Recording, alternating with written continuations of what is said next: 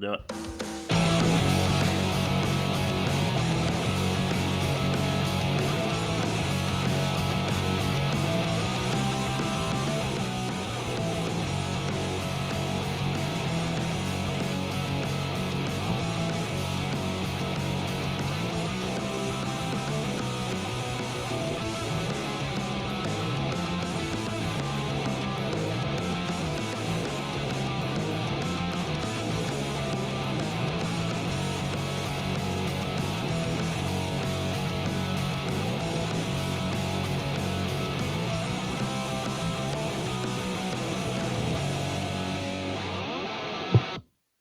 Hello, and welcome to the Worst Movie Ever Made, an experimental movie podcast designed with one thing in mind, to find the worst movie ever made. I'm your host, Chris Ockman. I'm joined by my co-host and fellow mad scientist, Rob Scucci and Bob Hassick. I almost said hey before I even announced you. But what's up? Cobra time. Let's do it. Yeah, I'm doing great. I learned a new way to eat pizza. After watching Cobra. Whose turn is it to describe the movie? Is it your turn this week, Chris? Sure, I'll be happy to. Yeah. Okay. So Cobra. Go ahead, Rob. I said I'm great. We watched Cobra. I learned a new way to eat pizza. It's Chris' turn to talk about the movie. Before I toss it to you, Bob, I'll just say Marion Cobretti is a hard-nosed cop who, has a stiff upper lip and a way of dealing with terrorists that plague the town of, I guess, L.A. or something like that. And that way is to beat them senseless or shoot them or stab them. And other cops don't like that because it's not legal and it's like totally ridiculous. But that's the way he does things. And he saves a girl from like a death cult, I guess, in this movie. So we're going to detail how he does that for you after we hear from Bob. How you doing, Bob? I'm doing okay. I'm about to next week. I may be missing the podcast to interview Greg Sestero from The Room. That's right.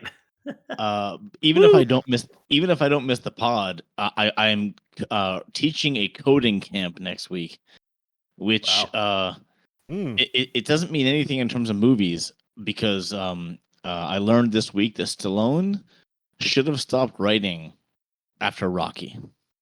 Yes. Yeah. I couldn't agree more. The fact that the same guy wrote this and Rocky is amazing. It amazes me. Yeah. Bob's going to be watching Hidden Figures all week to prepare for his coding boot camp. Hidden Figures. Oh, Christ. That movie sucks so bad. Well, speaking of movies sucking really bad, let's see how YouTube patrons feel about this movie, Cobra. Yep.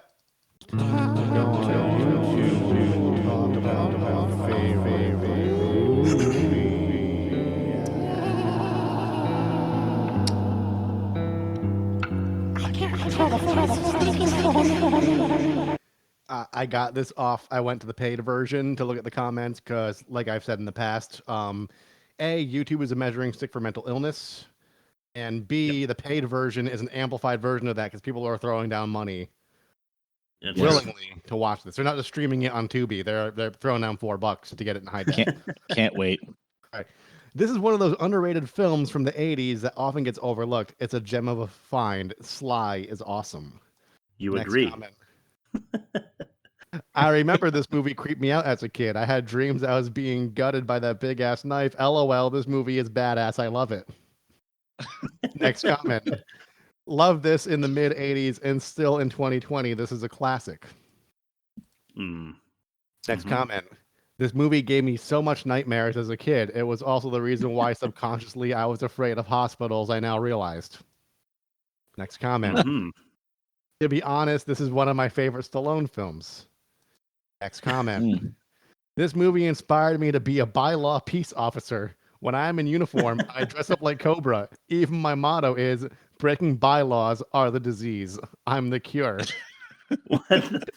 Next comment. That's somebody who upholds the law, who takes this movie seriously. Next comment. This movie taught everyone how to eat pizza the right way, the Cobra way. LOL. And this one, I need to read out the emojis on this one. And he damn sure was bad to the bone. Chicken leg bone emoji. And his shades don't get messed up one time. The rolling laughing emoji. Go head on, Sylvester Stallone, one of my all-time forever favorite actors next to Al Pacino and Robert De Niro. Rolling laughing emoji. Love me some Scarface. Rolling laughing emoji. What the hell is going on in that person's head? Yeah. Oh, that's great. Yep. Okay, so I guess your guess for test number 1, the worst of its kind, is going to be kind of high. This is the test where we compare the movie in question to those in the surrounding community. Let's take it away with test number 1, the worst of its kind. I think you might have a really big load of grumpy, petrified poop up your soul's ass. Which is the worst of its kind?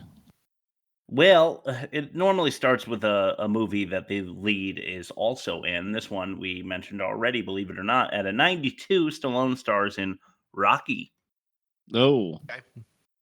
A hell of a movie. I like the I think we should probably do Rocky 4 on this pod, but I still like it. No, 3. 3's worse? 3's worse. Wow. Damn. Commando with Arnold, one we have done on this podcast, a 67. Yeah. Another one that I think we should do, haven't done, but we did its brother, Kickboxer, is Bloodsport with JCVD at a 46. Oh, yeah. And then Lethal Weapon with Gibson and Glover in 82. Lethal Weapon 2, excuse me. Lethal Weapon. I don't know why it didn't give me 1. It gave me 2. 82 Those are there. fun movies. Those are very. Yeah, they're good not buddy cop great, action but movies. they're fun. Yeah, like Sure. Yeah. it's up there with Rush Hour 3. And then the last one, a 67 for Connery, Cage, and Ed Harris in The Rock. Oh, wow. Another movie I really like. Uh-huh. Yeah, just having grown up around it. That gives us an average of a 70.8. What do you guys think that Cobra had? 90. 91. 15. 91. Bob is much closer to the mark. It was an 18, giving us a negative 52.8 and worst of its kind. Really nice score. We'll see how it stacks up against our current season champion later. As for now, we will throw it to test number 2. Here's where we summarize the movie once more for you, this time with a little more fun in a limerick. Number 2, Ain't That a Pitch? Test number 2. Oh, hi, Mark. This is the beginning of a scene. We talk about the movie, make the movie about the movie. In this case, The Room. Ain't that a bitch? Hooray. So excited. Who goes first? I guess, is it my turn? I have no idea. I don't know either. I'll go. I've lost track. I went last time, so I'll go first this time. Yeah, let's do that. All right. There once was this guy, Sly, who wasn't thinking and wrote a script that probably needed some tinkering. With a worse soundtrack than your and more nonsense you can't ignore. And what the fuck was up with all the axe clinking? There was a lot of axe clicking. All right, I don't think I should finish this off because mine's not great. It's a little sarcastic. Can I go second, Rob? Yeah, go for it, man. A hard-nosed, ripped cop is Marion Cobretti, with guns, knives, and fists all at the ready. He saves a girl from assault, from a dangerous cult, in this rip-roaring piece of 80s action spaghetti. Yeah, All right. not bad. You undersold Yeah, yourself not on that. That was pretty good. Thanks. All right. There once was a man named Sly who used scissors to cut his pizza pie. He saved the damsel in distress, put his car to the test, and made sure that the night slasher died. Dude, Rob, 5. Yeah, Rob 4 because of the pizza. Okay. cutting. All right. Cool. 4.5, right? Very nice, Rob. Yeah, 4.5. We'll see who won last week with Old Dogs later. For now, I'll jot that down as we head to test number 3, the most offensive. Cool. Hey, do you guys want to talk about all the offensive parts that we witnessed in this movie? In a few minutes, bitch. Never gets old. You know, in the... No, I'm still... Go ahead. Yeah, I'm still blown away that none of us talked about the bumpers together and we all did a room bumper. Yeah, we did. I went down like a rabbit hole a while back, like shortly after we did this episode, and apparently that scene had to be reshot several times because the crew was laughing so loud in a few minutes. Yes. Came across that myself. So what we're doing here is we're giving you all of the things that we notice that are offensive nowadays. Sometimes offensive even then, in poor taste, what have you. Starting with number 1, murder on aisle 5. Yep. I thought it was pretty weird in the store. Right in the beginning, this bad guy, he's like a typical bad guy who just like has nothing to lose, so he starts shooting up a store. He like decides really late that he's gonna kill somebody, which I was surprised by, and he had the guy run away and then shoots him in the back. Yeah, Not sure what the game was about. He barges in, he starts shooting beans and soda, and then nothing for a while. Then he just shoots a guy in the back with a shotgun, which is kind of weird. Yeah, they're telling him he's free to go. Yeah. That's what's fucked up. Number 2, Mid-madman-mission marketing. So Cabretti goes in there, and he's going to take down this bad guy that's shooting. And he takes the time to crack open a Coors Light and start drinking it. People's lives are at stake, and he's drinking, having a merry old time. It was regular Coors, Chris. Yeah. I'm sorry. I forgot that exists. It is only Coors Light for me. Yeah. Number 3, car chase with key witness cargo. Yep. He didn't have to. So after there's a shootout, he decides to chase down a bunch of bad guys in their cars with the key witness who can finger the bad guy on in the passenger seat of his car, putting her life at risk. Yeah. Yep. Yep. Oh, I'm sorry, Rob. I thought you were about to say something. No, that was just my finger. Oh, okay. Well, I mean, nice finger. Yeah, thank you. Here's a theme we've been running with, and I don't know if we can confirm, but I'm pretty sure there was number 4, some cop witness bing-bong. Mm-hmm. I mean, Not come confirmed, on. but yes, definitely. Yeah. I mean, she's like, come over here, and he's like, you should be sleeping. She's like, but I want to have sex, and he's like, all right, I'll have sex with you, and he goes over there. So I'm pretty sure it happened. It happened. Yeah, it totally happened. All right, number 5, and I've got 3 more. 2 of them are clips, actually. Number 5, you got to come along with me on this journey. Naming Nielsen nuts. Did you know? Do you know what the character's name is? No. I think her name is. She was like a police database, and you see the screen, or the hospital database, and you see the screen of her room. And her name is Ingrid Knudsen. so I guess she looked at like Eastern European enough that they changed her name from Bridget Nielsen to Ingrid Knudsen. Just thought it was a pretty funny name to choose. Let's throw it to the first clip of the most offensive. It probably should be the last of the offensive, but we'll go with it now. And this one is number 6. It's called Creep. It's all right, I'll take it from here. You sure? No problem. Her car's right over there. Okay. Well, you're in good hands. Good night. So listen, I still think if you wanted to, you could be doing a lot bigger layouts. I mean, it's up to you, but I could help. I don't want to have to play all these games. Games? What, games? You know what games? Look, I'd be sick not to want to sleep with you. Okay, then don't do it for me. Do it for your career. Why? You know something? It's not like I'm asking you to marry me.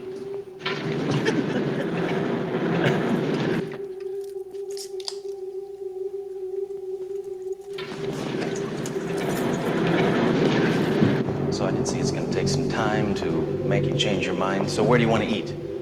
Please, Stan, I'm not hungry.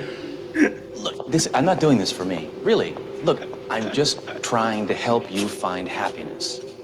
Damn. He's trying every trick in the scumbag book, huh? And kids, that is the story of how I met your mother.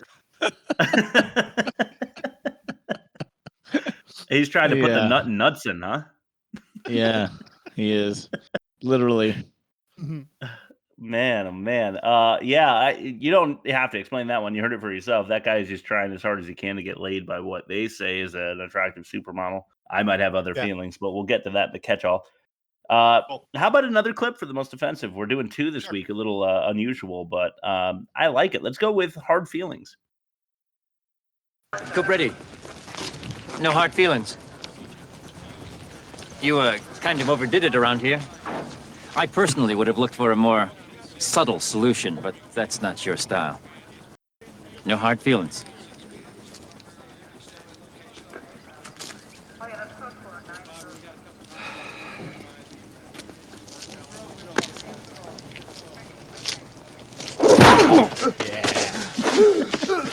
No hard feelings, pal. Ow. Cobra. Come on, I'll give you a lift. Nah, I got my own transportation. You ready? Ready, Marion. Catch your name, is it?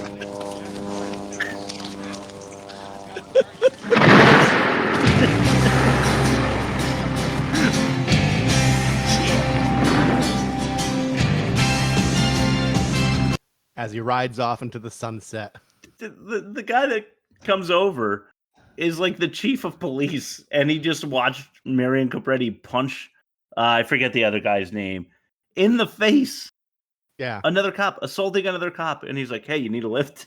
He doesn't say a fucking word about it. He's like, yeah, I guess he deserved it. I don't know. Yeah. Fucking ridiculous. You guys want to mention anything I missed? No, I got mostly catch-all stuff. Yeah, not for bad taste, no. Okay. Yeah, I was surprised. It's funny that Old Dogs had more outrageous content than Cobra. You would think that an 80s slasher action movie would have more offensive than Old Dogs, but we'll see how the individual offensive things stack up against each other later. Yeah. Wink, wink, nudge, nudge. Test number 4, the worst dialogue. Do you like what you see? Would you like to touch what you see? Would you like to go out with me? Would you like to fuck me? Just the worst dialogue. Yeah. All right. There's plenty of it here. So we're going to do all 5 clips. I'm thinking about next season going back to doing some voice work myself. I think it'd be funny if I had to do like Bridget Nielsen. You know, I realized that if I had to do like, you know, a 6 foot tall, like Scandinavian woman, it'd be funny. Yeah.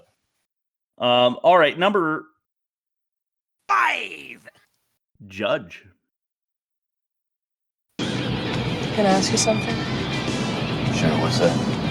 Why were you fighting with the other police? Well, sometimes they don't buy what I believe. There's all these crazy people everywhere. Why can't the police just put them away and keep them away? I tell it to the judge. What do you mean? We put them away, they let them out. You're so sick. Like I said, you gotta tell it to the judge. Yeah. You gotta tell it to the judge. That's typical blue-collar Stallone using blue-collar language to appeal to blue-collar people watching this blue-collar movie, I guess. Pretty lame. Disappointing lack of Bruce Springsteen on the soundtrack now that you frame it that way. Yeah, you know, that would, and some Neil Diamond would have gotten there. This is your hometown. Yeah. Well, they did okay by me because they brought in Robert Tepper. Or Teffer, I think it's Tepper, but I had this in the catch-all. Robert Tepper did Angel in the City, I believe it was, for this movie, which sucked. But in Rocky IV, which we mentioned already, he did There's No Easy Way Out. Down, there's no and that song fucking it bangs. It's such a good song. Yeah. Anyway, I digress. Number 4, Yarg. This is Little One. You almost got everyone killed doing it your way. Now maybe you'll do it the right way. They've got somebody on the inside. Hard accusation, Cobretti. Can you prove it? Huh? Chief Hallowell was asking for an answer. Not yet. Look, I understand what we're dealing with. Just don't make things harder than they are. Monty tells me you're holding a sketch of the suspected killer. What is this, a goddamn game? You didn't say the magic word. What magic word? Please. All right, enough of this bullshit. Do you understand? You bet. That's it. That's it.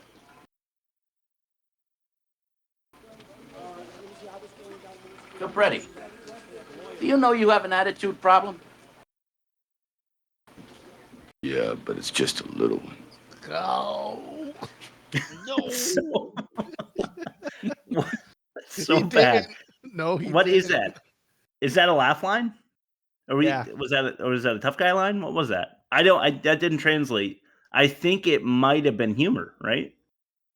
He's acknowledging his egregious acts of the wanton destruction of property, which should be added to the. Yes. Yes, that should have been the most offensive. He's downplaying it, you know.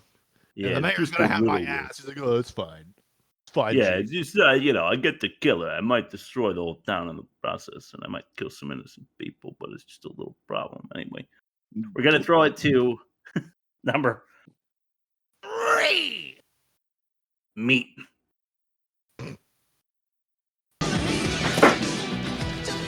Great day for junk food, babe. Why don't you add a little meat to your diet? No, thanks. I hate frog legs. What? Hi. Hi. You want? Thank you. Fellow garbage belly.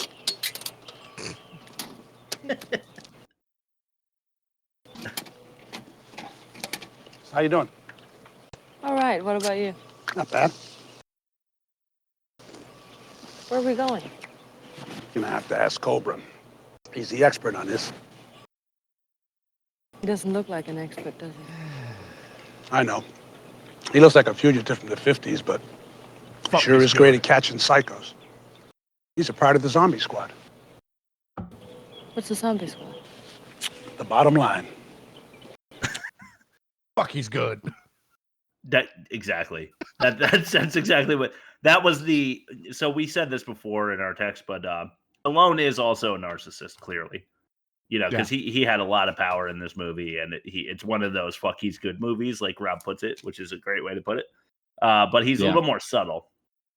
Yeah, like his garbage belly friend would have been like, I saw him take out 57 mobsters in Albany, New York, 32 days ago, and it was crazy. Like he would have been like given all the pump to his character, but it's not a Seagal movie; it's a Stallone movie, so it's a little more subtle than that. You want He's the part of private the zombie? This guy's the commander. You leave him in Venezuela with a bikini underwear, and he'll show up with 50,000 pesos and $1 million file. He's the patron saint of problem fixing. Now he's part of the zombie squad, which they keep saying because I think they thought it sounded cool, but they don't explain what that is. Yeah, they never do. Like it's an elite group or something. The only explanation we got, you just heard, in that it's like guys who get things done or whatever the guy says. Yeah. The bottom line, he called them. In that clip, by the way, he was drinking a Coca-Cola Classic, which was a throwback Coke that was only available like that 1 or 2 years. So it like really dated themselves with that one. I remember I saw because they had Pepsi too. Not only that, but in the opening grocery store scene, Stallone was in front of a Pepsi case with Pepsi Free, which was only around for a couple of years, and Slice, which was only around for a couple of years. Slice, like Slice was the orange Sprite knockoff. I thought it was okay. There were several flavors of Slice. One of them was orange, one was lemon lime, one was et cetera, et cetera. But yeah, that was the Pepsi knockoff of Sprite. Well, thank you for that dalliance in soda history. It's actually something I find interesting because we did Aaron and I watched a Hulu episode on the making of like giant corporations, and one of them was about the Coke and Pepsi battle, and they did detail some of the like Coke and Pepsi missteps along the way, where they did things like, oh, we're rebranding and we're making the Coke taste more like Pepsi because people prefer the taste of Pepsi. And then it bombs because the Coke fans are like, fuck that. And it was just a really interesting thing. It's on. You know what? I heard that it's all outlined in this movie, all of it. I heard that Yes. New Coke was invented knowing they would go back to Coke Classic because they wanted to transition from cane sugar to high fructose corn syrup. And if they went to a really awful tasting soda that went back to the original formula but swapped out the sugar with the syrup, people wouldn't notice. That's kind of how they put it in this documentary. Yeah. Yeah, kind of. All right. Fair. Anyway. I think we need a spin-off podcast. Sorry. 3 guys and their soda. Yeah. I love it. The worst soda ever made. Yeah. All right, number 1, Daddy. No. Try it again, Rob. It's number. Oh, my bad. Wrong button. Well, it's okay. We get to hear Lousy Shot now. Ooh. Hey, dirtbag. You're a lousy shot. I don't like lousy shots. You wasted a kid. For nothing. Now I think it's time to waste you.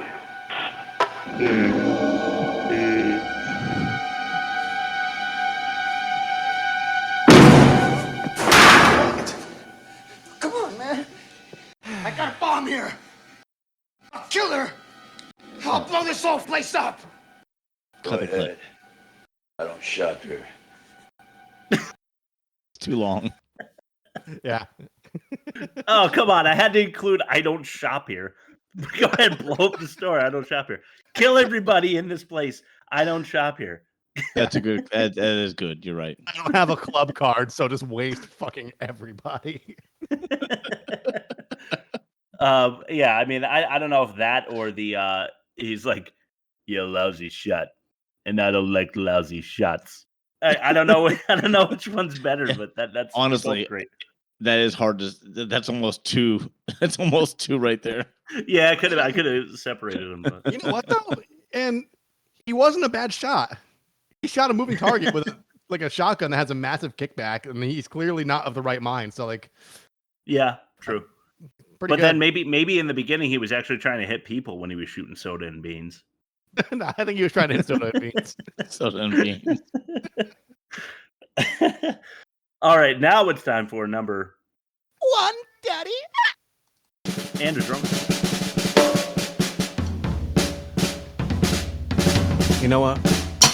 Fuck it. Okay, this is typical trope dialogue, but just listen to what he says at the end. I couldn't believe it. I had to listen to it over and over again. Number 1 is sucker. You won't do it, pig. You won't shoot. Murder is against the law. You have to take me in. If you can. Even I have rights. Don't I? Pig. Take me in. They'll say I'm insane. Won't they? The court is civilized, isn't it? Pig. But I'm not.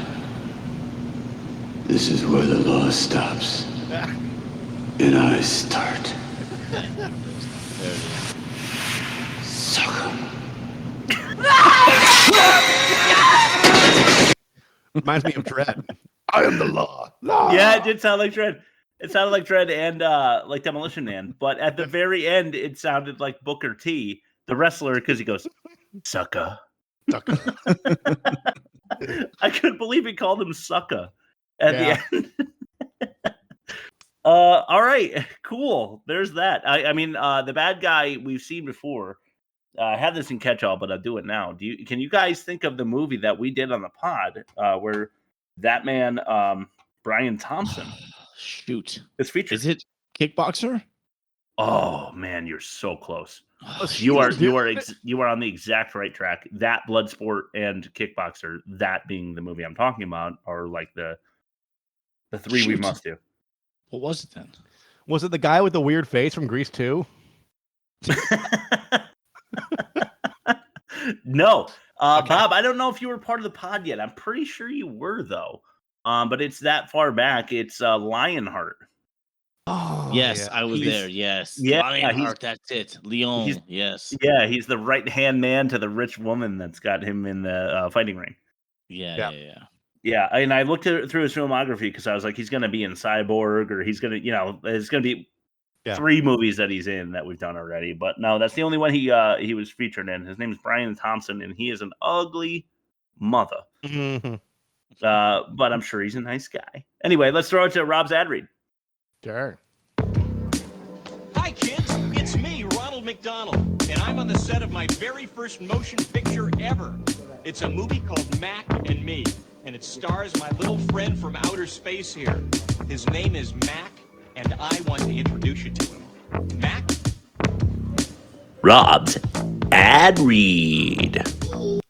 This is the end of our our bad movie season. We're doing a good movie next week, which we'll announce at the end of the show.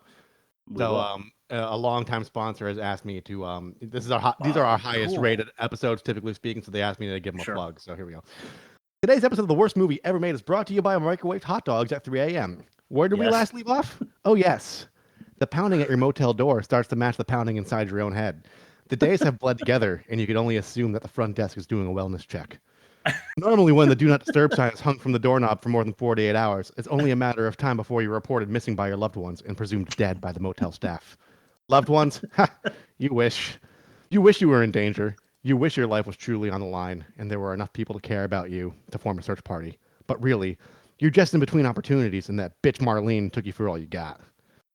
As you wait to hear back from the many recruiters you reach out to, you're spending your days reading beach bum books by the motel swimming pool and playing RPGs on your laptop between what can only be described as vigorous jerk-off sessions. The doorknob, sticky. The taquitos on your paper plate, deflated, cold, and devoid of crunch. Your dreams, dead. But the microwave is vaguely clean and doesn't even have any cum in it, to the best of your recollection. The hot dogs are at room temp and have been so for days. But it's nothing a little spit shine can't fix. Hot dogs at 3 a.m. Embrace your new life and succumb to the glizzy.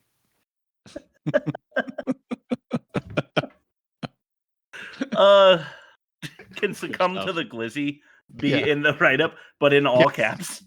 Yes. I'm a fan. I like it. I really want to make that a shirt. Oh, we need merch.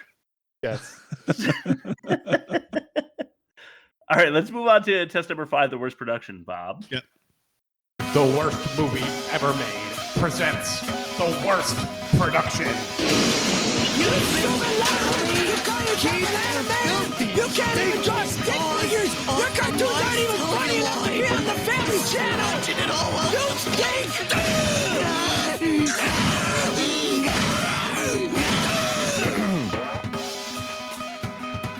Hey guys, just came by to pick up the finished film.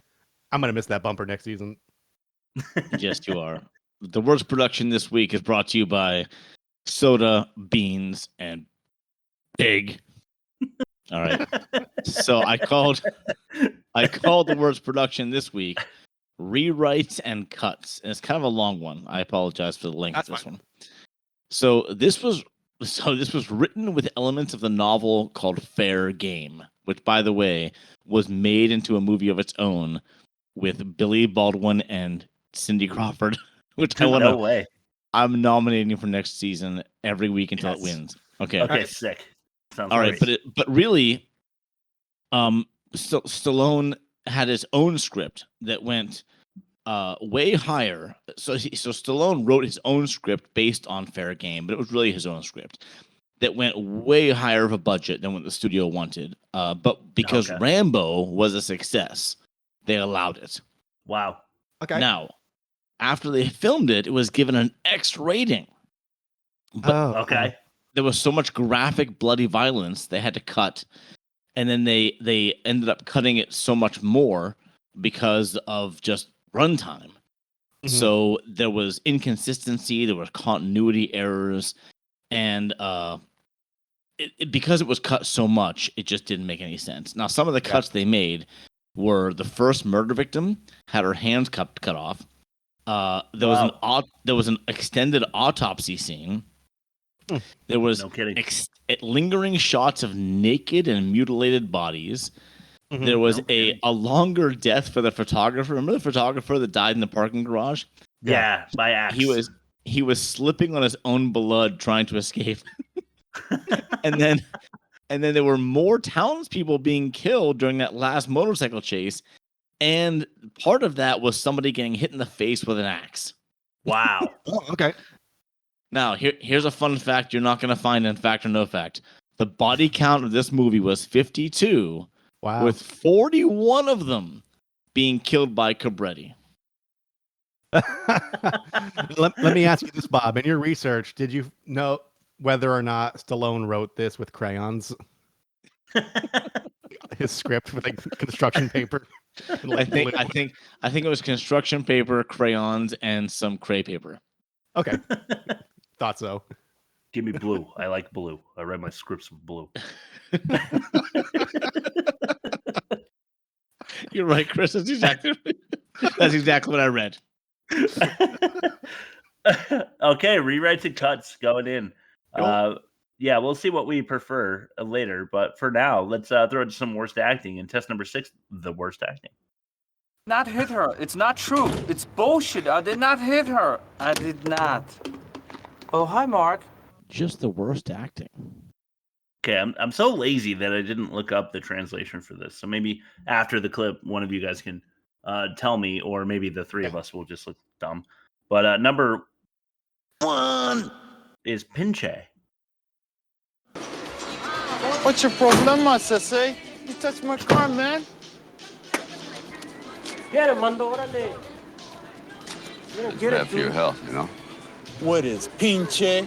Yeah, it's Me. You're good. Clean up your act. Chinga tu madre, pinche joto! Yeah! Trouble, man! Hey, Stupido! You told him it's Teach him, Mando. Yeah, all right. No.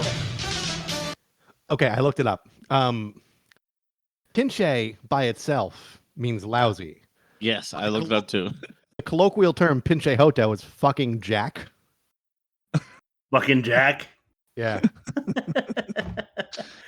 Jack is a typical American name, I guess. I don't know. Yeah, Fucking maybe. Jack. Yeah. Yeah. Listen here, Jack. I just love when Cobretti grabs him, the guy who was in his parking spot, I guess, by the shirt. Well, actually, I should say, he does rip his shirt. But before that, he says, it's bad for your health. And he's like, what? And he like crumples up a cigarette. And you think he's talking about smoking, but he's like, me. It's just like such a cool fucking line. And then the guy says pinche joto, which I didn't know meant lousy Jack, but now I do. And then he turns and he kicks Cobretti's tire. That's his retaliation. Yeah, but the guy's wearing a wire. Like, what is that supposed to mean? It must have been, speaking of your continuity errors that I just found out about, Bob, there had to have had some significance at some point in one of the earlier iterations or something, right? I guess. I don't know. Like, he was wearing a wire and he like exposed it right away. And I'm like, was that supposed to be like a thing? And then they showed him later in a different shot. I don't know. Did he rip his shirt off to show his cronies that he's not who he thinks they are, or something? Yeah. I assume in the cut it was probably the bad cop, right? That wired him up. Am I crazy? I don't know. I have no idea. I didn't even realize he was wired. You're talking about the guy who calls him pinche. When he rips his shirt, it's to expose the wire. Well, he ripped his shirt and there was a wire on him, and I don't understand what the wire was all about. You know what? That might have just been like, you know how like the boom mic sometimes comes into the shot? That could have just been like the actor's mic for filming. Stallone was just riffing when he ripped the guy's shirt. Did you see it? I saw it. Like, plain as day, I saw it. Yeah, because I've done interviews before, like for radio and shit, and you wear like a little lapel clip under your shirt. So it might have just been like just like the sound guys. It could have been like a technical, like something that you weren't supposed to see. That's hysterical. Yeah, I hope that's what it was. And it's funny that we don't know which it is. Exactly. They never explain it. It was never clarified. Yeah. All right, number 2. Oh man, this is so gross. This is King Cobra. This thing's so far out of control, I don't know where to start. Start with the legal problems. Of course we're gonna have legal problems. This city's become one big goddamn battlefield. I don't want to hear this shit anymore. In about 3 days, the public's going to be screaming for federal assistance. I don't want FBI in here.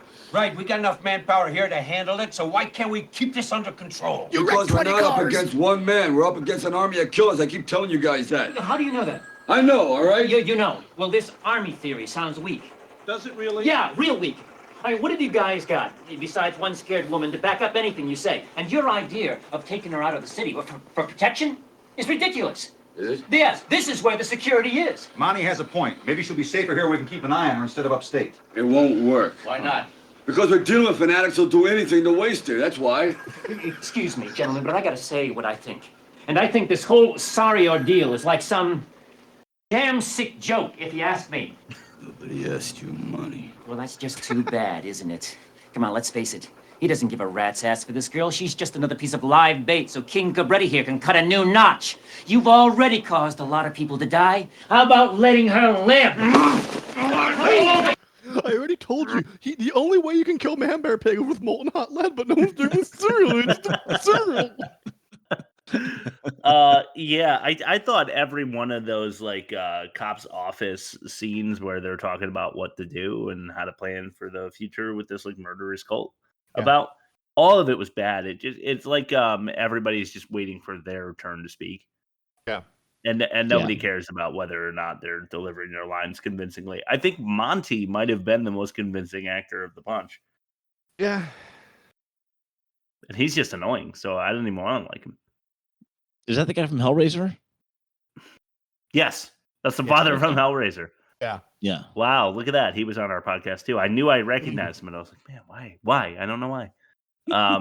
Well, there you go. Number 3. Car. Come on. You did your best. I feel good. Well, that's nice of you. You gonna be all right? I'm gonna miss the dance finals. Listen, can I get you anything? Yeah. I would kill for some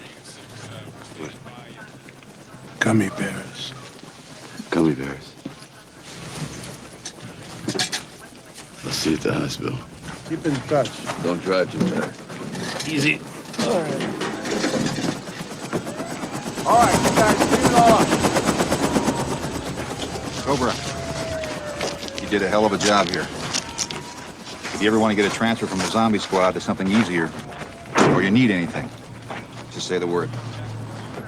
Well, I would like to have my car replaced. We'd like to, but it's not in the budget. Well, why did they add that in? I don't know. I don't know. That's what You'd like to. That's what we call a Stallone cut. But paying for all the legal issues you just created, we is in the budget. Don't worry. Yeah, we have all that. No problem. So he's talking to Garbage Belly, who took a shot in his Garbage Belly for Stallone or for Cobra, I should say. And he's like, the Garbage Belly guy goes, "I'm gonna miss the dance finals." Mm-hmm. What the fuck is he talking about? Is this a scene that they got rid of? It's probably. I can't imagine they got rid of a scene in this movie. Or yeah, right. It's one of those continuity issues where they might have had a line somewhere where the guy was like really into dancing. Kind of, I don't know. Let's go ahead and find this guy because I want to watch like America Could Dance, on Sunday. And then like the operation went like longer than it should have, and he missed it. Yeah, exactly. Now he's going to the hospital where they don't have cable, I guess, or gummy bears. Yeah. Well, that's the next funny line is like, he's like, "Can I get you anything?" He's like, "I would kill for some gummy bears." Just I don't know. It's supposed to be character development, right? Like we're supposed to think it's cool that there's like the tough cop, who's been on the street for years is into junk food so much, like he likes candy. Yeah. I don't know, like liking candy kind of makes you soft, right? Isn't that one of the things? Like if you're a man who likes candy, you're kind of a little bitch, right? Yeah. Yeah, bad teeth at least. Yeah. And then yeah, of course the hey, I'd like a new car. He's like, I'll get you anything you want, Cobra. Let me know. He's like, a new car. He's like, no. It's like, why did they even bother? Why did they add that in? I don't fucking get it. Yeah. Anyway, yeah, right after that they punch or Cobra punches Monty right in the face. Yeah. That's the scene, like basically just transitions right into that. All right, that's what we've got for bad acting. Let's find out what's true and what's lies. In fact or no fact, Bob, take it away. Fact or no fact? Money now and a lot more when I get in that office. I can take that to the bank. I'm gonna take you to the bank, Senator Trent. Blood bank. The blood bank. I have that saved in my camera roll. That one quote. Yeah. And I watch it like probably 20 times a day. I don't know why. I'm looking at pictures I took of the kids that I could send to my wife just so you have them on her phone. I'm like, oh yeah, there's the blood bank one. I'm just like, yeah. It's good. It's got a good little drum thing going. Okay, so ripped the off movie. the Terminator. The movie was called Cobra, and I just shortened it to a text I get from my daughter very frequently. It just says "bruh." Bruh. She gets upset. She gets impatient with me, and she just goes "bruh." Anyway, my friend Jay does that too. Yeah. Well, wait until your kids become your friends, and that's exactly what the shit you're gonna get. Great. Can't wait. All right, so we got 4 facts and 1 lie. Yep. Find the lie, find the fact. Here we go. First one, the supporting cast and extras were forbidden from talking to Stallone on set. Second one, the final chase and kill spree was originally set at night, but mosquitoes at night were too much of a problem, so they changed it to daytime. Okay, third one, the author of the book this was loosely based on sued to get his name off the credits, but lost. Fourth, in an interview with Stallone, this is for Rob especially, because he mentioned it, he described the character of Marion Cobretti as Bruce Springsteen with a badge. No and shit. The last one, the script for Cobra was originally a rewrite for Beverly Hills Cop. Huh. Yeah, take that. I got to find the lie. Yeah. Yeah. As much as I want to believe number one, I want to say, even though he's kind of full of himself, I want to say that Stallone is in fact approachable. So I think that might be the lie. I'm just going to make that bold real quick on my little list. But I also, let's see, I believe the mosquitoes thing because I feel like they lacked foresight while making this movie. And that's like, if you're on location, that's something that anybody should have thought of, but they didn't because they're the people that made this. So I believe the mosquito thing. Author of the book sued to get his name off credits, but lost. Believable, but I don't know his name, and I didn't check the credits, so I can't confirm that. Stallone, in an interview, said that Bruce Springsteen. I believe that to be true because, like, that's just one of those things where if someone like me is capable of thinking of that parallel, then someone like Stallone may have actually made that parallel. Because someone like me, that's yeah. Script for Cobra was originally a rewrite for Beverly Hills Cop. Isn't that a comedy? Yeah. Yeah. Oh, so maybe they rewrote it to be this. So I'm torn between 1 and 5. I'm gonna go with my gut and say Stallone is actually probably somewhat approachable / down to earth, and they weren't forbidden to talk to him. So I'm gonna say that the fact that you said they were forbidden is the lie. Okay, I'm gonna thank my grandma. She goes by or used to Muti before she sadly passed away. She told me that Stallone was super full of himself and that he forbid people from looking at him and talking to him. And I thought that was in his like mansion, but maybe she was talking, maybe she heard about this movie and how people were forbidden to talk to him. I like number 2, that the mosquitoes were the reason to cancel the nighttime chase kill spree scene. Because I don't think that they would have scheduled to have the chase scene at night anyway, because of how hard it is to see anything. And they probably felt by then that they need the contrast of day to night because most of the movie is dark and shitty and stupid already. So I'm going to go with number 2, that they were not planning on doing the chase scene at night ever. I was looking at you, Chris. Mm-hmm. Yes, he is. I see that. I'm gonna go backward because of how exciting this is. Ooh. So Stallone was originally cast for the lead in Beverly Hills Cop. You guys know who the lead was in Beverly Hills Cop, right?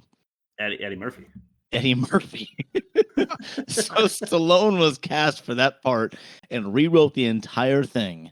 And they were like, this is violent and this is not funny and this is over budget. We're not making this movie. So he said, fuck it, I'm leaving this production. Yeah, but and I'm making my own movie. And he made Cobra based on Beverly Hills Cop original script. It's not funny. What about the stuffed cheeseburger joke he made? He also did say it was like Bruce Springsteen with a badge. I figured. The chase scene was originally at night because of mosquitoes. They changed it to daytime. Oh, and shit. Chris, you were exactly right. The supporting cast and extras were not allowed to talk to Stallone on set. The author of the book didn't sue. He just made his own version of his book, which I told you I'm picking for a later episode. I see. Okay. So we lose. Yeah. Man, I started off so fucking strong this season. The last few fucking tragedy. Trash. Okay. Hey, it's still part of the season. You're still a winner in my eyes. True. I win more than I lose for sure. Yes. Definitely. Yeah, this is a good season. This is a winning season. Winning season. Yeah, Rob. Team win. I'll let you in on this one. Thank you. Bob just said it. Team win. so Chris and Rob win. appreciate Good it. season.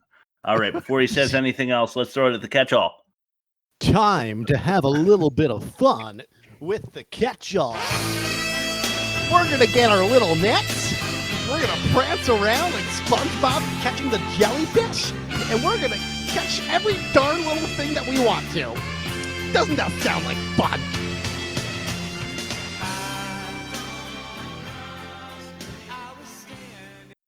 Okay. Chris, real quick. Go ahead. I often check the worst movie ever made email, which people could reach out to at www.theworstmovieevermade.com. And for some reason, we get a bunch of Quora things sent to our account. Okay, yeah. And I was just checking just to make see if there are any emails or anything. And Quora Digest, as a gynecologist, what gets you mad? It's the question that's being like sharing that. Well, so if anybody knows or is a gynecologist that listens to the show, go to www.theworstmovieevermade.com. Shoot us an email. What grinds those lady gears? I know. Tell us what gets you mad. What pisses you off? Yeah. Oh, good one. Is it Stallone on a bike against the sunset in the beginning, or is it the bad guy? I didn't know, because the bad guy does arrive on a motorcycle, but you assume an opening like that is going to be the good guy every time. I thought it was him too, because he had the same like haircut. Right, but Yeah. he drives a car. Yeah, he does. He does. He is seen on a motorcycle during the movie, though, isn't he? Yeah. Someone else at the very end. At the very end. Anyway, bad guy cult knocking axes together in an industrial arena again. Tell you, axe clinking was in my pitch. It was. I'm just wondering if, like, No Holds Barred, the I think second movie we did this season, maybe third. There's an industrial arena, and I think this is our third industrial arena where combat is undertaken. Is our third? It could be. I feel like I said it again somewhere along the line. And now What was one? One was No Holds Barred. Okay. The guy from the network, like World Television. I thought that Network was or whatever, two. announced. I thought that was the second one. No, well, yeah. That's the second episode of the season, right? That's. Oh, okay. But it was the first time we got on Deadly Ground. Oh yeah, that's right. Because of the like oil drilling area or whatever. You're right. It could have been Doom too, I guess. Maybe we had 4. It has to be. That's got to be a budget thing because you're on location, but it's a contained area where you could film without getting permits to close streets off. I think that's why action movies often have warehouses and shit. Well, even one of our good movies that I can think of had an industrial arena. Oh, Army of One. Yeah, I know. Well, that was a good movie. Yeah. I was thinking of Terminator 2. Oh, yep. At the end when they're like near the like industrial melted steel or whatever, and they're all fighting in that. Yeah, I guess so. Anyway, crazy ugly bad guy out here shooting fruit. I wrote. Yeah. Negotiator. No one wants to hurt you. We want to help you. No one wants to hurt you. We want to help you. 10 times. Oh, hi, Mark. Where did he go to school? Yeah. Hey, that's Babe Ruth from The Sandlot, movie from my childhood. Yeah. It turns out it wasn't the chief because he calls the older guy chief, but he's the captain or something. Yeah. Cobra, you're a disease and I'm the cure. Almost made worse dialogue. It's kind of the tagline for the movie, as we heard in YouTube. Mm-hmm. I love when bad guys scream "die" before they turn to shoot the good guy. Yes. It's letting them know what your plans are. Awful soundtrack, Bob. I agree. Yeah. And the worst song was "Working Too Hard, Trying to Make a Living." I fucking hated that. All right. I wrote in I knew that we'd get to it before the catch-all, but it doesn't hurt to say it again. He cuts a piece of pizza with scissors. I put an exclamation mark next to it. In the most bizarre way. He didn't like cut a piece from a pie. He cut a piece in half. Not even half. Not even half. He cut like a third. The scene is set up like he's grabbing leftover pizza and eggs, but he opens the egg carton and then there's a bunch of gun cleaning stuff. Yeah. And it was all in the freezer. All of it was in the freezer. Did you notice that? Just keeping it clean, I guess. It wasn't in the fridge. It was in the freezer. Weird. Extra weird. But yeah, I guess he figures that pizza has enough caloric value that you can survive off of one pizza for a really long time if you order meats and stuff. So I don't know. Maybe I'll try that. Maybe I'll get a DiGiorno and I'll just cut it with scissors and eat a little triangle every day, once a day for like 2 weeks. See how that goes. I've been doing that for like 2 years. I'm fine. Oh. Now, were they culinary scissors, or does he just not give a fuck? He just doesn't give a fuck. Night Slasher is a Night Stalker reference for sure, right? Yeah. And because it was around the same time, I think the Night Stalker was 84, and this was 86. I don't know how long the Richard Ramirez run was, but it was in the news for sure. Yeah. Yeah, absolutely. So Stallone wanted a movie where he kills Richard Ramirez. Yeah. That's what that is. The main bad guy has been on the pod. Oh, okay. So we did that already. I said it. I should just skip this. Lots of dietary dialogue between buddy cops. Yes. Yeah. It's like the only thing they talked about was the fact that Stallone ate healthy and he didn't. Mm-hmm. Yeah, that was a thing. They did it in like Lethal Weapon too, I think. Lethal Weapon as well, not Lethal Weapon, like the actual second. Yeah, not the one that we mentioned before. There's always like, oh man, that's just gonna kill you, and like I'm 2 days away from retirement, and then like they die in a hill on fire. That's exactly right. I'm too old for this shit. Very strange scene transition with robots, prostitutes, Bridget Nielsen, and pawn shops. Oh my god, that was hysterical. I was my trailer is just my reaction. I would laugh so hard during that part I had to pause it. The gummy had already hit when I was watching this, and I was just like, I had to like rewatch the scene. I was like, is this important? Is this part of the fucking movie? And for our younger audience, of course, he means gummy bears, just like Garbage Belly, the cop. Just like Garbage Belly, yes. Yeah, just like Yes. Garbage Belly. Yeah. Yes. Investigation montage. That's what that was. It's just very strange to see like the street beats done with no dialogue or anything. They're just walking around. Like usually the people writing the movie like to add this stuff in so that the investigator seems like an investigator. Yeah. You know. Okay, I already mentioned Robert Tepper. Just so you know, I thought No Easy Way Out is awesome. Yeah. I've also thought Bridget Nielsen is gross like forever. Yeah. I've always thought she's nasty. I don't fucking get it. She's not saggy Gyllenhaal level, but she's just below. She's not like top billing status. Well, No. she always has the short hair, right? Yeah, she has the short hair, and then she just looks like. In this movie, she wore a wig the whole time. She had longer hair because that was her character, but she actually had short hair the whole time. Yeah, I was never into that like 80s chic, like slick look on a little lady. It's just not my type. So No, whatever. I I agree. mean, good for you. You're nice and powerful, but like, I'm just not interested in Brienne of Tarth. You know, I'm just not. The molesty cameraman deserved the axe. I wrote. Yeah, that's fair. Yeah, he did. Apparently, it was funny because he was slipping on his blood and stuff, but we didn't get to see that. I wrote that the van absolutely annihilates the security guard. Yeah, and it runs into concrete like at high speed, so it would have totaled for sure. Like they pancake the security guard between like the elevator wall and the van. Yeah. Apparently, the stunt driver got hurt in that shot.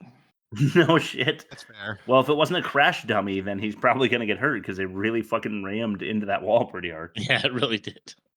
But it's weird because it's a murder scene in a parking lot. There's gunshots and cars crashing and shit. And they nearly destroyed the van, and then they drive away in it, this creepy destroyed van, out of the parking garage with cops in the area. They're at least close enough that we can hear their siren. Yeah. And nobody says anything. And here's another instance of this. It's when the bad guy, dressed as a janitor, is leaving the hospital covered in blood. And nobody cares. Yeah. He's covered in blood and he's the janitor. Like, do they have these mishaps all the time where you just like janitors are sweeping around? They just accidentally knock over pints of important blood that was taken from people for samples. Knocking over pints of important blood that's going in there. He's just painting hazardous material containers. Right. But yeah, I don't know. What's the bad guy doing anyway in the bathroom? Is he dyeing his hair? That's the disguise for him? I don't know. That was weird.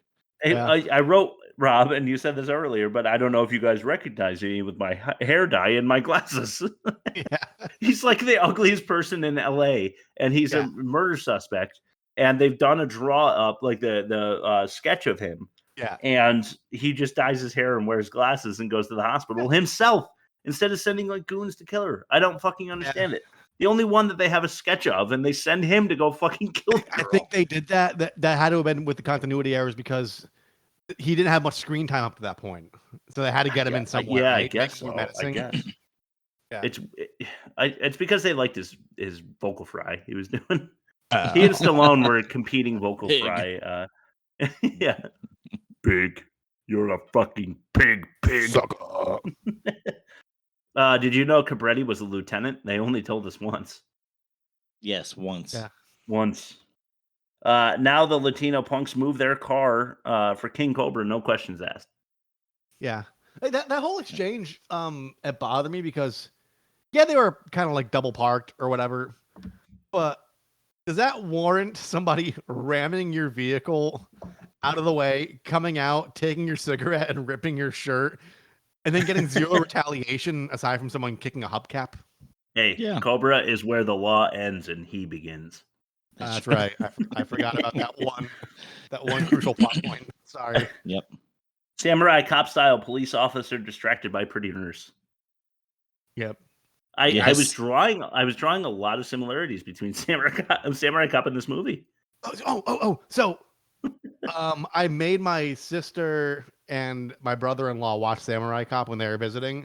Nice. And he was doing the Wikipedia rabbit hole, and I didn't want to say it on the show because I didn't know if it was going to be in fact or no fact, but I just remembered it. Yeah. The main guy from Samurai Cop was Sylvester Stallone's bodyguard in real life. Yes, he was. Yes. Oh, no shit. I didn't know that. Yeah. Yeah, he was. So he actually can do karate. How about that? Yeah. The nurse is clearly terrified. I'm like, just go get the cop, because she was like, I'll take care of it. I'll tell the janitor not to sweep or whatever. And then she's like really, really scared. Yeah. She gets the vibe. Yep. The Shining blade through the door ripoff. Yep. Yeah. Yeah, it's pretty clear ripoff. Bridget Nielsen's Knudsen just runs into a fucking wheelchair. She's trying to escape. She's not looking where she's going. She runs into a wheelchair, falls over. Yeah. If the cop lady is the only cop that's crooked, it's nonsensical, because there had to be somebody higher up than her. We never find out that that's true, but there had to be. Otherwise, she assigned herself to the witness protection case. Yeah. Yeah. I have something for that. I'll add it now. Shoot. Apparently, the guy that was in Hellraiser. Yes. I don't know his name. The guy that was punched at the end. Monty. In the original movie, before edits, he was the kingpin of the underground movement. He was like the guy in charge of the New Order or whatever the hell they called themselves. Yeah. I like that better. And when Stallone actually killed him or punched him or something at the end, to end the whole reign. So that made that would have fixed that error. Yeah. Yeah, that would have been better. But it was sure. Driving on the sidewalk trope. Got a few of them coming up. Yeah. But he's going 100 on the highway and he spins the car around. Then he shoots. He's going in reverse on the highway now at 100 still. And he shoots at the truck 3 times and it explodes. Yeah. And then he spins the car back around. And then he spins around again. Yeah, that's right. He's full speed. And he keeps full chasing. Speed. Doesn't even slow down or have any drag. Yeah, it's just nothing. He's still right on their tail. Yeah, no problem. And then his car also has nitrous. It's a nice nitrous trope.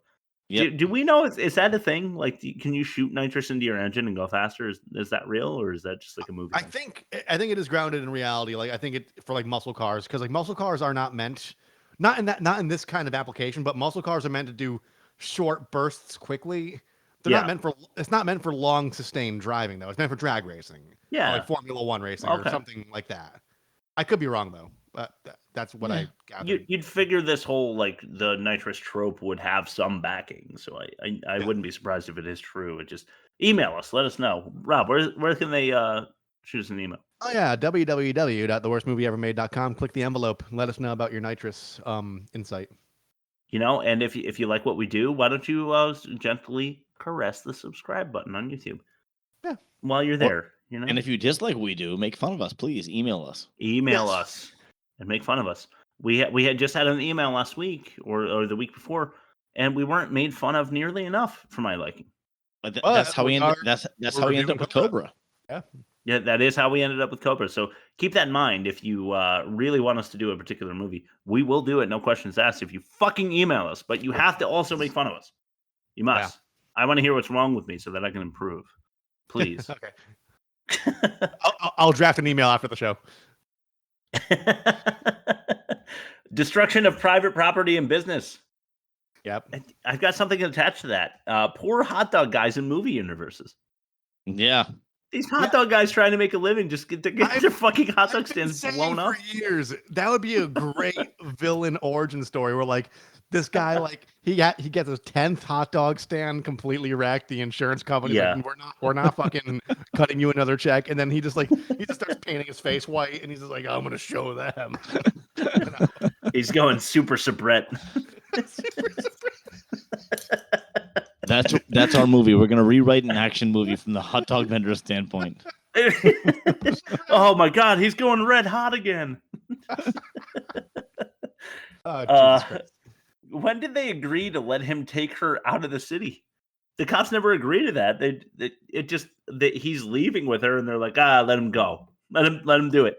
Like, this is the problem. They never file any fucking like paperwork or anything for anything he ever does.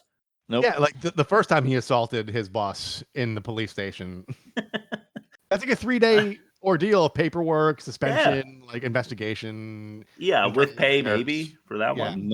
Not when you're in the zombie squad. No. You don't fuck with the zombie squad. That's a good point, Bob. Personal armory trope, commando style. Yep. So I think he's in the hotel, but he's just like showing all of us how many guns he has. Mm-hmm. Yeah. Cobra can hear that Knutson's eyes are open. I couldn't tell if that was supposed to be a joke that he's making or the like, man, he's good kind of content. God damn. Like you remember in Commando, I'll go into Commando again, but you remember in Commando where the one of the good guys that like is just a henchman, basically good guy who's gonna die in a minute. He's like, "You think I could smell them?" And he's like, Arnold is like, "I smell them coming upwind. Half hour ago." He smelled like a twig snapping. Right. He could smell the bad guys like a half a mile away because he's that good. So I wonder if that's what Cobra is. He can hear that Knutson's eyes hadn't blinked yet because he's just that good. He's that good. I hate 80s romantic songs that sound like Mario 64 underwater levels. Yeah. Fucking hate that. Yeah. Do do do do. I love you forever. Do do do. You know, that kind of shit drives me nuts. I thought it was funny that, you know, like I think that 80s movies, 90s movies even do this often, but they buy a bunch of dirt bikes for the motorcycle gang. I think we saw this in I want to say it was Samurai Cop again. And Roadhouse. Yep. Anytime that there's a gang of bikers in a movie that doesn't have a lot of budget, they just buy dirt bikes, and it really takes the credibility away.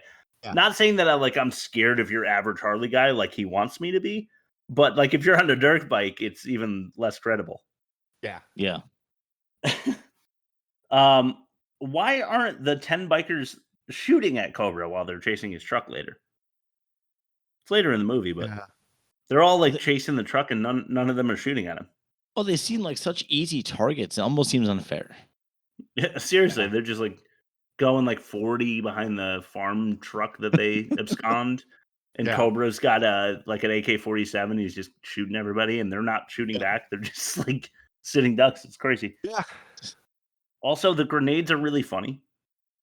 Yeah. I don't know why, but they're funny. He's just like, and then blows up a bike, and it's just super funny. I don't know what it is.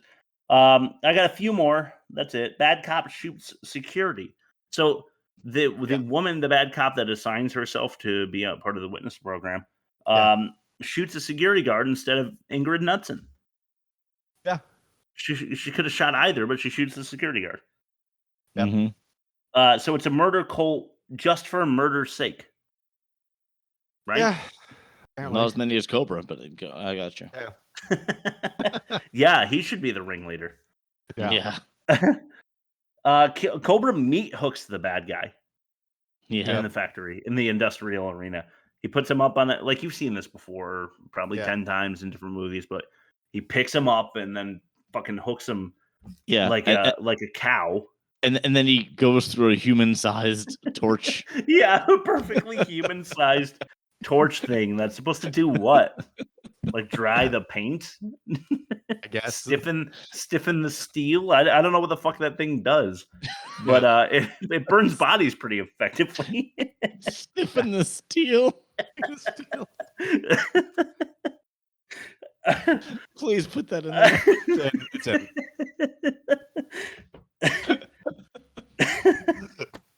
I'm trying so hard to think of a Cobra penis stiffened steel joke, but I can't. So after this ordeal, go ahead, Bob. It is what it is. Go ahead. It is what it is. It's funny enough on its own. After all of this ordeal in the industrial arena, Ingrid Knudsen comes back and Cobra's like, "You okay?" And she's like, "Yeah, I'm all right." And he's like, "You sure?" And that's the resolution. That's the resolution for her having been chased by 40 people trying to kill her. She's all good. And then I wrote, and I kind of mentioned already, but all is well. He doesn't have to do any paperwork. They just let him leave with the witness on a motorcycle. Yeah. He just killed like 40 people. He doesn't have to fucking sign a paper that says that like it was all done legally, and there's no witnesses other than her. He could have murdered every single one of them in cold blood, and he doesn't have to sign a paper. Over this summer, I've watched a few like police procedure movies from like the 60s and 70s, and they do a better job at police procedure than the ones from the 80s and 90s. Like way better. Men in Black did a better job than this. Yeah. They had like a whole audit area, you guys have any mentions before we throw it to the Magic Marvel corner? I do. I texted you guys about this. When Cobra is initially cleaning his gun with his frozen scissor pizza and listening to the news to figure out everything, they're like, the Night Stalker claims his victims. He claimed the 16th or 17th victim. He does it by sneaking into their houses at night and killing them with like a hammer or a blunt object. Yes. And all the victims we see are out in the street in public with an axe. And they're women. Yeah. Right. And the whole thing about the Night Stalker is we're killing the weak. I'm like, no, you're ganging up on people. It's not killing the weak. Yes. It's not quite the same. Yeah, it's the Night Slasher guys, not Richard Ramirez himself. Like if anything, they should be recruiting Stallone as like their number one guy. They really should. I mean, they can start calling themselves the Zombie Squad, and they can just start going after women in the night. I don't think Stallone or Cobra would have anything to say about that. That's a better movie. King Cobra? What a perfect name for the ringleader. It's true. Here's something to add to Rob's. That knife in the movie was actually made for the movie. It's a real functioning knife. Wow. It is not a prop. It is not a prop. It actually cut the lead guy a little bit. Well, I wonder if they put it on the meat hook and threw it through to stiffen the steel a little before they used it. Old steel stiffening. All right, if we have nothing else, we'll throw it to Rob's Magic Marvel Corner. Yeah. Spider-Man does whatever a spider can. Spins a web any size, catches thieves just like flies. Look out! Here comes the Spider-Man. Rob's Magic Movie Corner. And this one's fitting because we're doing Spider-Man: Homecoming. Which how about that, Spider-Man? I quite enjoyed, and I've also read that the other two are even better. So I'm excited to. I liked them all. Yeah, I've seen them all. I like them all. The third one's fucking fantastic, and Tom Holland would refuse to sign on to a fourth one unless it tops the third one, which might be impossible. Wow. But I haven't gotten there yet, so we'll see. Nice. Bob, you or me? I think it's me. Yeah, I think so. Who's the best Spider-Man? Honestly, it's too soon to tell, but I like Tom Holland. Okay. It's like I have an attachment to Spider-Man. I used to read I read all the Amazing Spider-Man growing up, and like all the variation, the sensational Spider-Man, the Fantastic Spider-Man. Like I do like amazing that story arc, but like it's hard to tell because this one actually does something that I criticize other Marvel movies for not doing is they don't tell you the origin story. It's straight to action, and he folds it in through dialogue. Yeah. Oh yeah, a spider bit me. Such and such happened. I have these web cartridges. Like the end.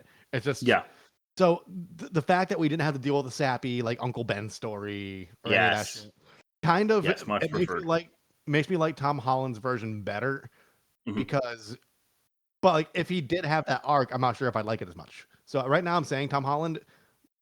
We'll see. Fair. You said Uncle Ben. Is that like the rice guy? Yeah, but it is. It is Uncle Ben. His name in Spider-Man is Uncle Ben. They actually changed the name of Uncle Ben's because of racism, by the way. Really? No kidding.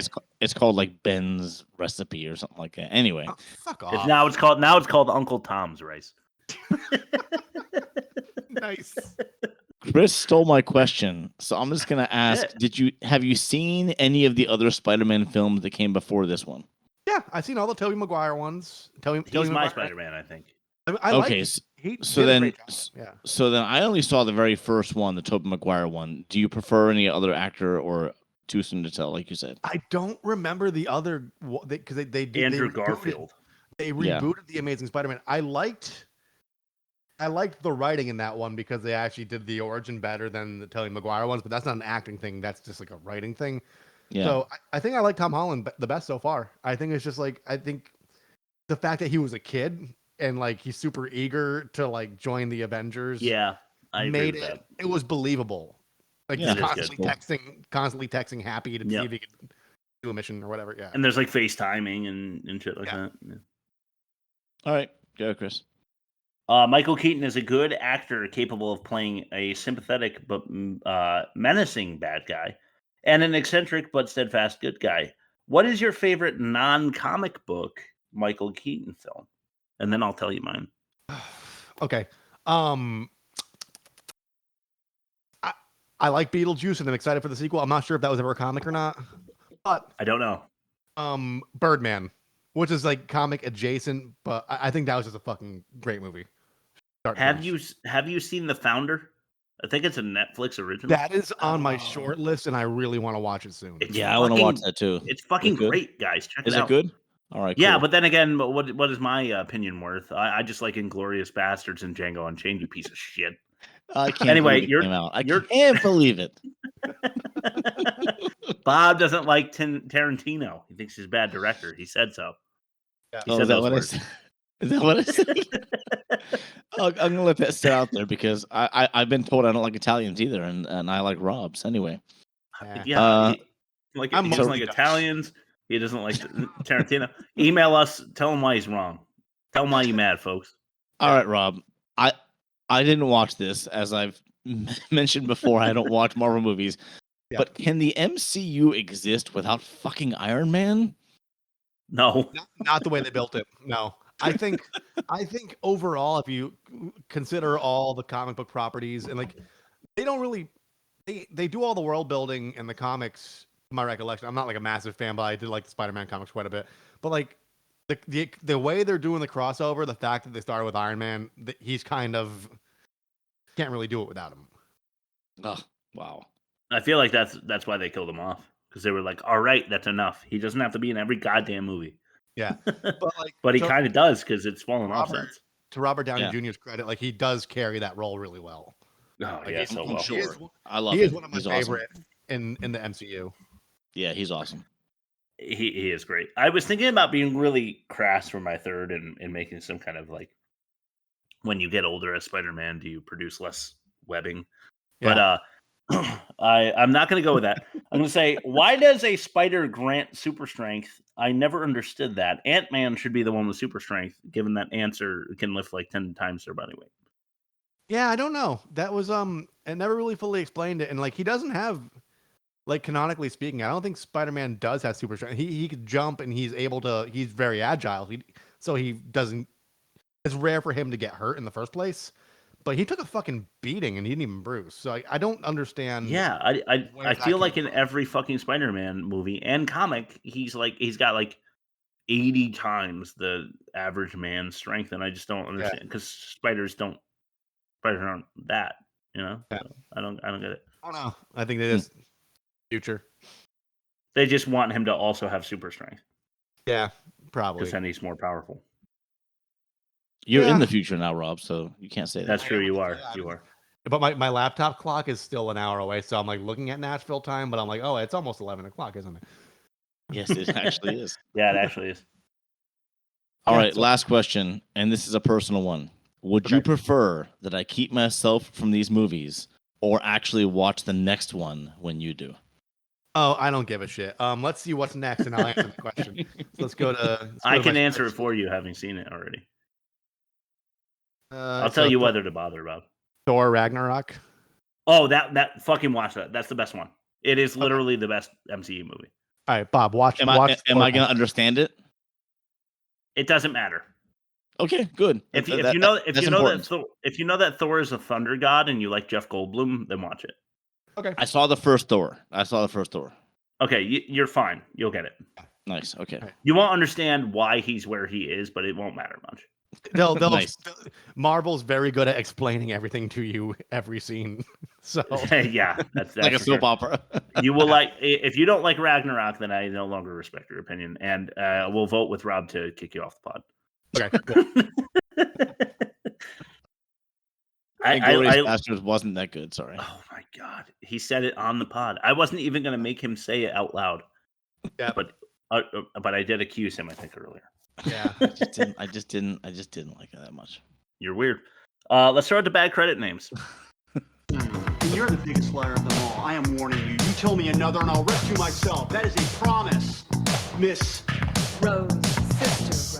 Of course. Another plant, Rose. Bad credit names. Okay, this is weird because, as I detailed before, Bridget Nielsen's character is Ingrid Knudsen. Yeah. Janet Knudsen is a person in the credits. Oh. Okay. Branscombe Richmond. Ew. Wow. Yeah, that's a weird one. I only have two more because there wasn't much. There really weren't a lot of people involved in this movie. But these ones I think are pretty good. Pretty strong. Claire No. I like it. And then, sorry, I need to amp myself up for this one. Marty November. That's our winner for this week. That sucks. And that's all we got. Let's throw it to the movie comparison. Yeah. Now it's time for the movie you've all been waiting for. It's time to compare the movies.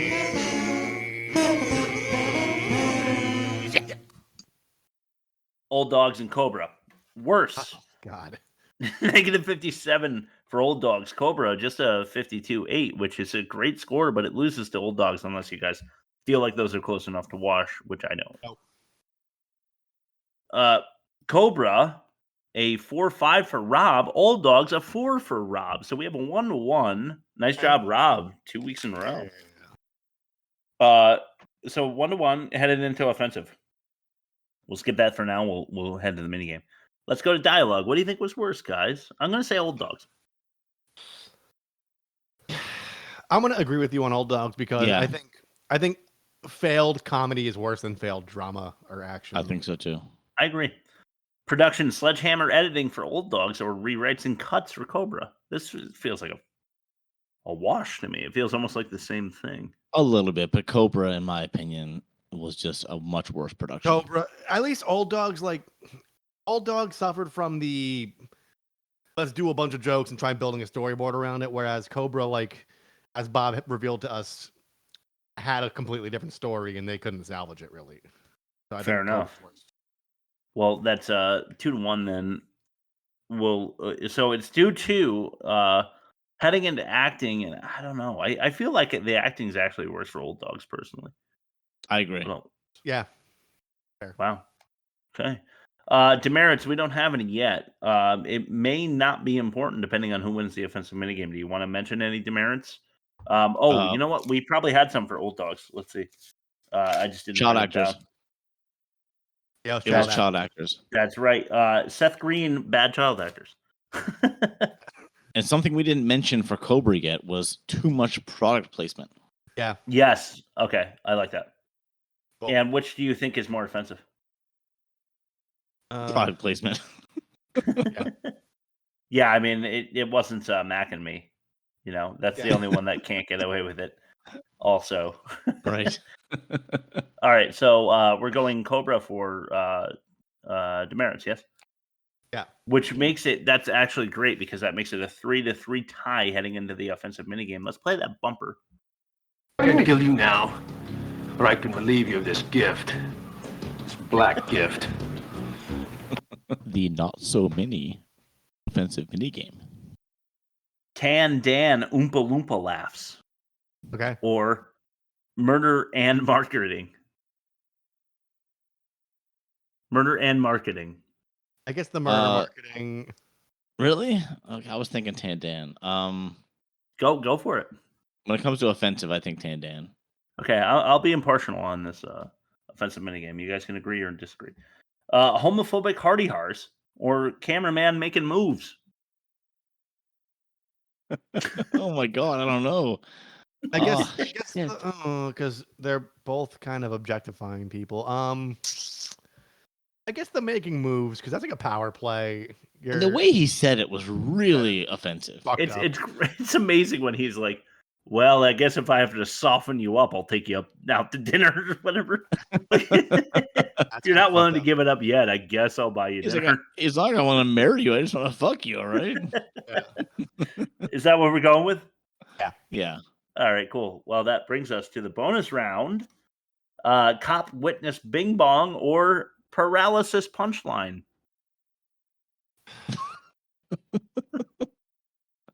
God damn it. I guess paralysis punchline, because like they were both consenting adults. It doesn't really matter. I mean, okay, all right. Yeah, I'm with you. Wow, paralysis punchline. That does it. So Old Dogs retains with a 4-3 win. Old Dogs is the worst of season 10, 11, or 12. We're not sure. Yeah, 14. Yeah, could be 14.